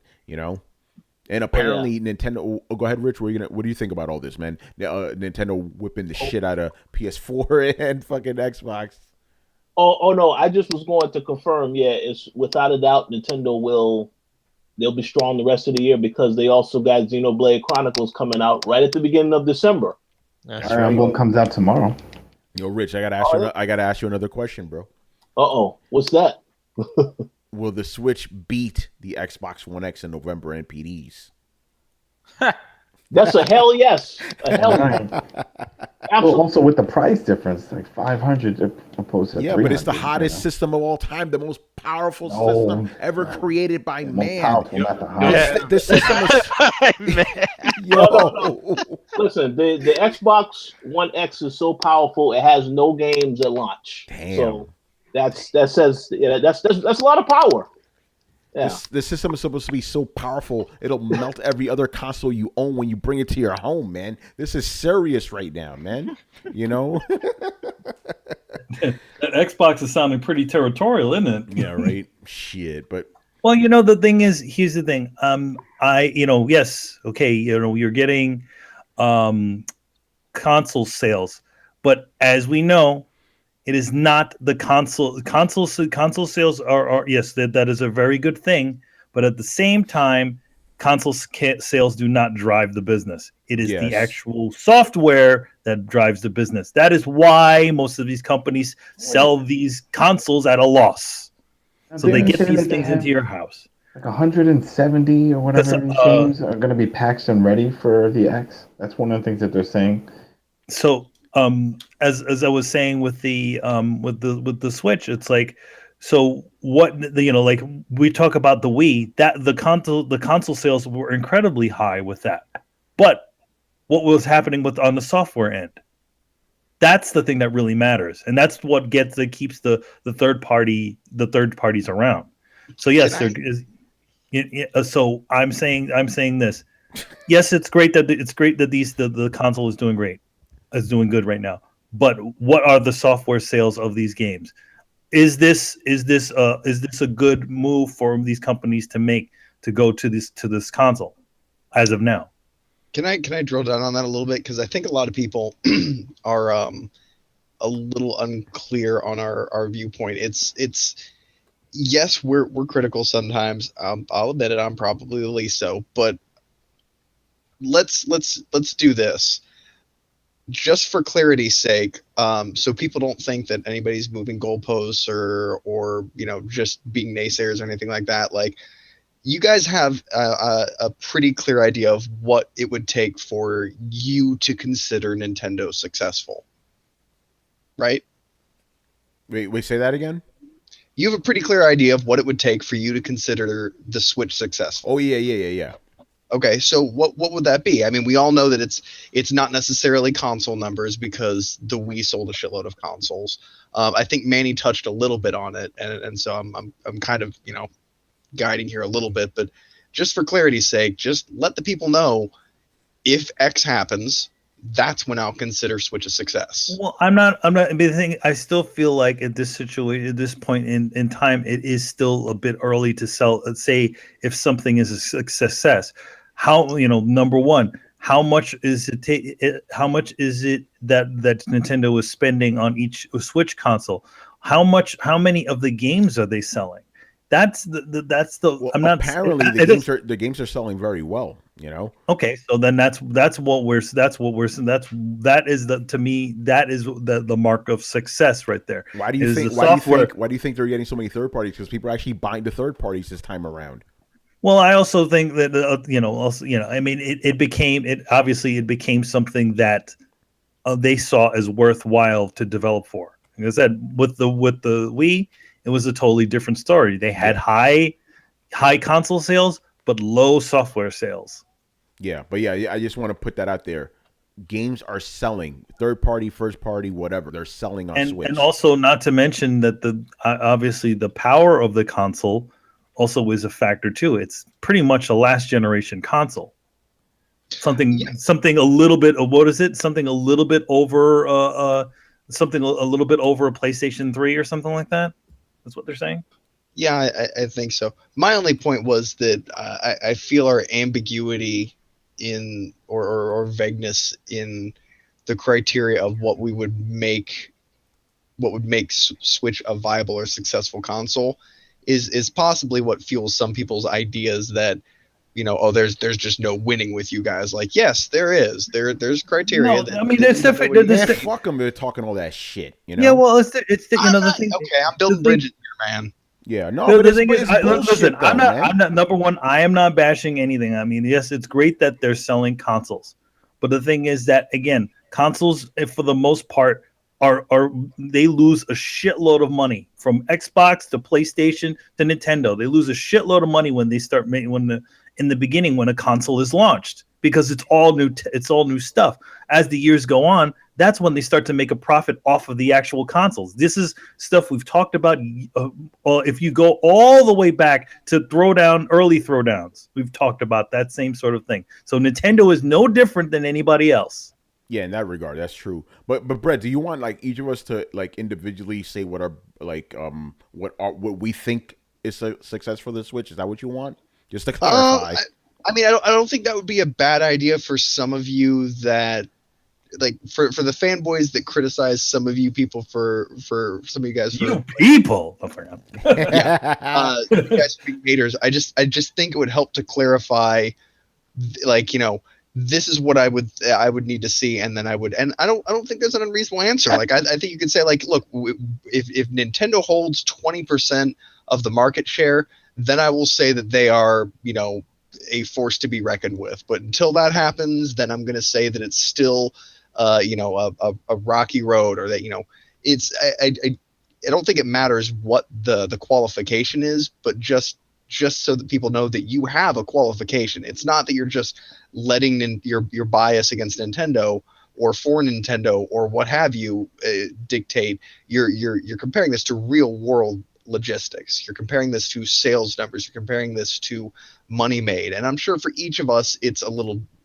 different. For some of us, it's, how many people we know are playing it, how much of it's in the zeitgeist. For some, it's how many third-party games or publishers are supporting it. For some, it's number of sales units sold. So, I mean, it may be different for everybody, and I don't want to drill down too deep into it, but all I'm saying is that it's like, okay, you did 2 months in a row, but the thing is that you started off with not even hitting those sorts of numbers. Yeah, just to be fair though, out of the 7 months Switch has been on the market, it has one NPD 5 of those months. Yeah, right? So they've only done 5 months. Yes, I feel like the chest thumping is a little bit too early to say that. There was so much chest thumping going on with Sony at 5 months. To say there was, I'm not saying that they did it too early too. But the thing is that when you start, the thing is that it looks good in the media. It's like, oh, hey, we're doing great. It's like, meanwhile, at the same time, it's like, okay, what else is selling there? But to be honest, I'm not going to say anything. I am, this can either switch it can switch into either way. Who's to say that, even though the Xbox doesn't, not a lot of people, at least here, seem to be very interested in the new Xbox. Who's to say that isn't going to come up from under the ground and just be like, and blow up everything? We don't know that. Well, I'm going to say this. If they can keep this up consistently for they did it for 5 months, they've won consecutively. 5 out of 7 months. No, 3 consecutively, 5 total. All right. I say if they can keep it up for 10 consecutively. 10 consecutive. Okay, that's interesting. Wait, do we really want to go down this rabbit hole right now? Like you know what, and you know what, that is even subjective too. Yeah. I'm not going to say I just think I'm just a little bit wary of all of this. I feel like that's the problem. It sounds like some of us. It's like it feels like they're championing. They're still on a rickety bridge, and they're championing that it's a solid. They're still on solid ground. Fanboys are, man. Well, okay, let me play the devil's advocate here for a minute, and I know this is gonna make me come out as a Nintendo fanboy. Whatever, fuck it, fuck you guys, all of you guys.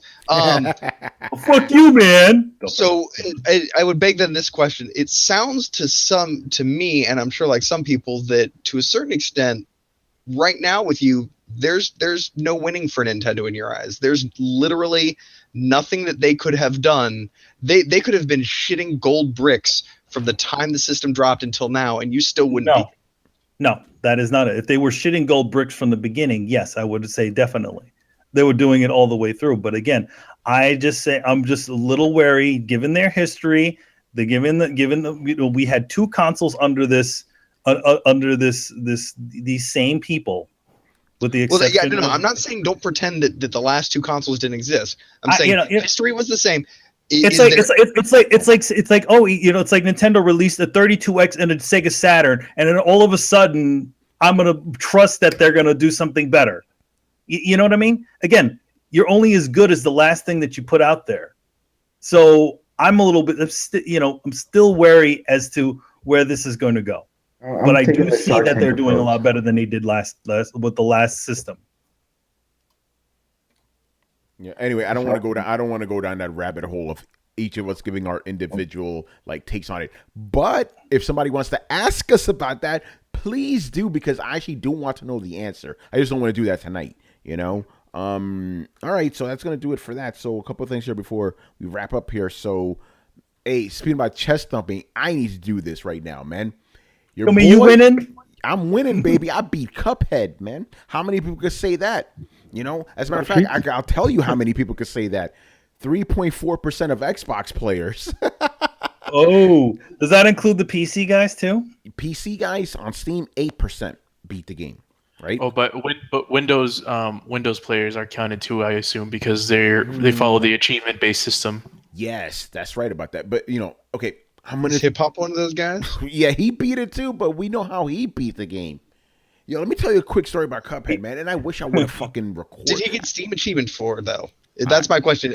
Out of that 8% that finished it, is hip hop one of them? Oh, yeah, that's a good question. Great question. Now, I wish I was able to live stream this because my internet was being fucked up that night. I couldn't live stream, right?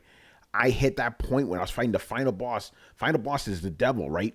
This shit took me like 5 hours to beat, son. Like, it got to a point where I almost beat him. I didn't do it, and I just felt deflated. Like, a game hasn't made me feel like that in I don't know how long. I'm like, I can't do this, man. I felt so fucking deflated. I had to stop playing the game. Like, it got to a point where I'm playing and my heart just wasn't in it. And with Cuphead, you have to have your full heart in it, you know? I gave up. I'm like, fuck this shit. I was mad, depressed and shit. Came back to that shit 2 hours later, beat that motherfucker, man. That felt so good. You know what? You know, the thing is, I think that's something that gamers have forgotten. Yeah, stepping away from a difficult game, because you know what? Gamers have forgotten the agony of defeat and the triumph of a hard-earned victory. Exactly. But the thing is that, you ever notice, what is it? I forgot what it is, but it's like, you know, when you step away from these sorts of things, right? Like whenever something that's difficult, you ever notice that you always come back and you do incredibly well when you come back? Yeah, because you're on it. Yeah, because you're still playing that level in your head, and you're still going over all the things that went wrong. Yep, that's basically what happened. So, but okay, I wasn't gonna do this, but I'm gonna do this, right? This fanboy shit, but I need to do this because it's funny, right? Okay, I was talking to a friend. I'm not gonna name names, but he posed to me a very interesting question I hadn't considered. Right? He's like, "Hey, Tony, have you noticed that all the people that have beaten Cuphead that you know, they're not primarily Xbox people?" He gave me examples, right? And I will name names here. My man Jack Move Johnny, right? Press Start Kofi, Eric Cuts for the Win, right? Myself, my dude who told me this, and a couple others. I'm like, Porter Rock, right? None of these are Xbox guys yet. Again, I know I'm throwing fuel here, but I have to say this. All the Xbox guys that I know on Twitter, none of them have beaten this game. The guys who are chest thumping Cuphead, we have another exclusive in Cuphead. They've either haven't beaten it or have given up completely. Very interesting. Jack Move Johnny doesn't play with no fucking Xbox games. He beat this shit, you know? So very interesting what's going on with Cuphead, you know? It's separated like the weak from the strong. It's very interesting. Dude, I want to play Cuphead so hard. I'm hoping. Do you guys? You ever remember the glow, like that point in which you used to get so immersed in a hard game that like it felt like your brain lit up, and you just kind of started reacting instinctually, like dodging through bullets, and just like when you hit that point where you felt the glow, like you were capable of godly gaming feats. And man was like Bruce Leroy in that bitch, man. Right? I was thinking of that tunnel vision from that motorcycle movie. Torque. Yeah, Brad, I know what you're talking about. That instant where your mind isn't even in it anymore. It's just all instinct. That's like the key thing. Very few games have made me feel like that, man. Like this game did it. Like when you get to that point where you're just reacting to shit. And the thing about the game is, and I think this is why a lot of people are turned off from it, you need to die and die a lot in order for you to learn what the fuck you need to do. You know, like a lot of people don't have the patience for that shit anymore. This game will fuck you up, but it's teaching you. Every death is a learning experience. You know, Brett, Brett, you know, I don't recommend games to you. Please get Cuphead. This game is the shit, you know, and I know you like your fucked up, brutal games, man. Get this fucking game, dude. I like being tested and tried. Yes. This is a game for you. You can play it on PC, yeah, Brett. get it on Steam, man. Steam. I do. I need to figure out. I don't know what the fuck happened to my Xbox controller since I moved some shit around. Yeah, but you can stick your PlayStation controller in there, I think. Yeah, but you know, it's better with an Xbox controller because sometimes it doesn't work with the PlayStation controller. But yeah, Cuphead, excellent game. That is easily making it into my top 10 games of this year. Fucking amazing. You know, all right. Another thing, you know, speaking about because I've streamed Cuphead and all that. We're gonna stream something very special tomorrow. We're gonna do our usual GTA stream, but we're gonna do the Transform shit. Brian, I can't fucking wait, man. Ooh, I'm so excited. I can wait. Yeah. Now you have to explain this for those of us who don't own any Grand Theft Auto, which is incredible, which is me. Okay, basically, so the new mode they added a couple of days ago, it's called Transform Racers, right? So basically, Manny, you've seen our streams, right? You know how they have those crazy like loop-the-loops and like shit like that. Now imagine that, but every once in a while your vehicle transforms. You could be a car 1 minute, a fucking plane the next, a boat the next. Ooh, I can't. Chris, you've played some of this shit, right? What do you think of it so far? It's pretty good. Some of it gets dicey. There was a track called Plummet 3, I believe, where in the jet mode you're going through these rings and it puts you into a tunnel that shrinks. And it's like literally at the other end, it's just big enough for the plane to get through. And then you have to dive down, and then you hit a motorcycle marker and you turn into a bike, and it's pretty fun. I played a couple of them. They're pretty cool. It's very nerve-wracking, so I can't wait to hear Carlos's reaction. Yeah, but Brian, the main reason I want to play this, right? Adam, you know why, man? I can't wait to play with Adam. Adam play? What are you talking about? I don't know. Tell me about the Adam place. Oh God, yeah. Hey, by the way, Brett, I know you're not playing GTA 5 for obvious reasons, but I know you started playing Fallout 4 again. So if you ever find it in your heart to play GTA 5 again, man, you're gonna have fun with us. That's all I'm saying.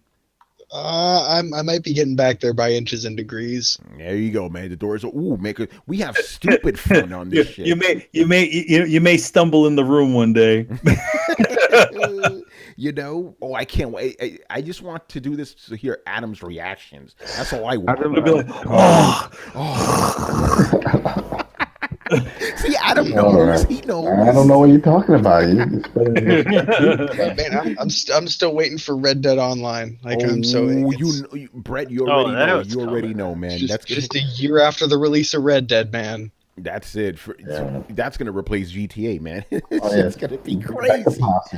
And the last thing, going back to what we're talking about with the demonetization shit, I have changed the format of Tony's Takes out of pure necessity because for some reason, even though YouTube has YouTube Gaming, they seem to like to flag our gameplay videos, right? So usually for Tony's Takes, I would have audio commentary over gameplay, right? Just to break things up because obviously you see us on camera here. So now I'm just going to do everything on camera because that seems to have worked. It's so weird trying to figure out what will and what won't get us in trouble on Twitter now. Will you, won't you, will fucking you, won't stupid. you? So yeah, that's what's going on. But yeah, I can't wait for that GTA 5, man. Ooh, Adam, get ready, man. Don't be late, man. Let's go. All right. All right, man. So once again, Rich, I want to thank you for joining us. I kind of at the last minute, but I'm like, I need my man on here talk about GT Sport, man. So I hope you had a good time and all that, Oh yeah, man. Always have a good time. And let me just make a quick comment. For people who are looking for a good racing game, season next year. Next year, huh? Yeah, that game is a lot of fun. Oh shit! But yeah, we'll talk about that in March when it drops. Yes, man, and obviously pimp out the coalition. What's going on with the site in the next couple of weeks, man? Because it's about to get busy, son. Next week. Oh yeah, well, hey, listen, it's been pretty busy thus far, but everybody knows that next Friday you got 3 major games dropping, so we'll be busy. I just beat the boss. Sorry, my man. Yo, Carlos has been stuck on that fucking robot forever, man. I need to take a picture, man. One second. I'm posting this on Twitter. Do it, brother. Yo, by the way, I'm glad I was on stream and Chris saw that when I beat that fucking robot. I did. I was so happy, man. Fuck that robot, man. All right, man. So that's going to do it for us. So thank you for watching and listening. Subscribe to Throwdown on SoundCloud, iTunes, and YouTube. Follow us on Twitch, Mixer, Twitter, and Facebook at Throwdown Show. Links are located in the description below. Once again, our show is Tony Polanco, and tonight I was joined by Emilio Lopez. I'll see you later, guys. Chris Seeley. Hey, take care, everyone. The victorious Carlos Romero. Cuphead makes me scream. Cuphead makes me cry. But I love this freaking game, man. Brian Manjoma. Don't watch Agents of S.H.I.E.L.D. Season 3. That season is quite bad. That's interesting. I've seen all of them. We'll talk after the show. Brett Murdoch. See you, everybody. Adam Vale. Playing 2K18, WWE 2K18. I think we're going to do a live stream tomorrow or something. Are you? We're doing GTA tomorrow, man, but maybe earlier than that. Well, then the next day. I don't know what day it is anymore. And It's Richard, coming. and Richard Bailey Jr. See you later, everybody. All right, man. Peace out. Laters. Laters. Peace. See ya. Peace.